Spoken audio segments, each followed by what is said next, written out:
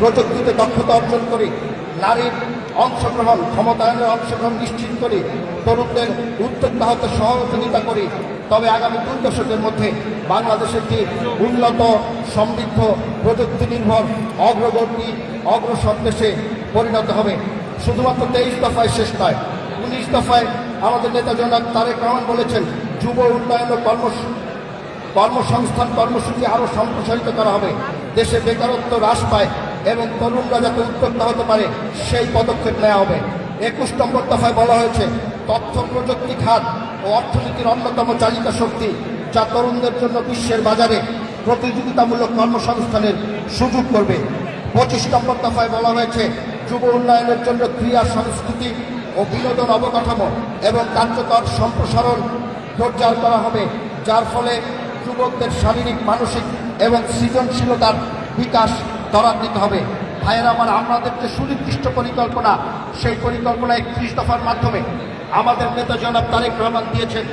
আগামী যে নির্বাচন হবে সেই নির্বাচনের মাধ্যমে জনগণ যদি আমাদেরকে রাষ্ট্র পরিচালনা করার সুযোগ দেয়, তাহলে যে কথাটি আগের বক্তা বলে গিয়েছেন, আমরা বিশ্বাস করি আমরা এমন একজন মানুষ পেয়েছি, আমরা এমন একজন নেতৃত্ব পেয়েছি যার মাধ্যমে শুধু আমরা নয়, বাংলাদেশের 18 কোটি মানুষ এখন বিশ্বাস করে যে বাংলাদেশ জাতীয়তাবাদী দল যে 31 দফা দিয়েছে সেটি শুধু বলার জন্য নয়, এটি বাস্তবায়নের জন্য।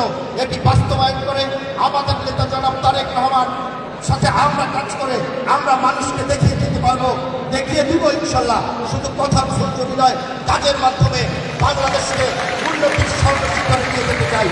বক্তব্য শেষ করব একটি কথা বলে, আমি আজকে এই মঞ্চ থেকে আহ্বান জানাতে চাই, যারা সামাজিক উন্নয়নে গণতন্ত্রের উন্নয়নে গণতন্ত্রের পথযাত্রাকে আজকে বিভিন্নভাবে ব্যাহত করতে চাচ্ছেন, আমরা শুধু একটি কথাই আপনাদের উদ্দেশ্যে বলতে চাই, ভাইয়ের আমার, 50 বছরের বাংলাদেশ ইতিহাস আমরা জানি, এদেশের মানুষ জানে, আমরাও আপনাদেরকে চিনি, আপনারাও আমাদেরকে চেনেন, আমরাও আপনাদেরকে জানি, আপনারাও আমাদেরকে জানেন। কে কি করতে পারবে, কার কতটুকু সামর্থ্য আছে আমরা জানি।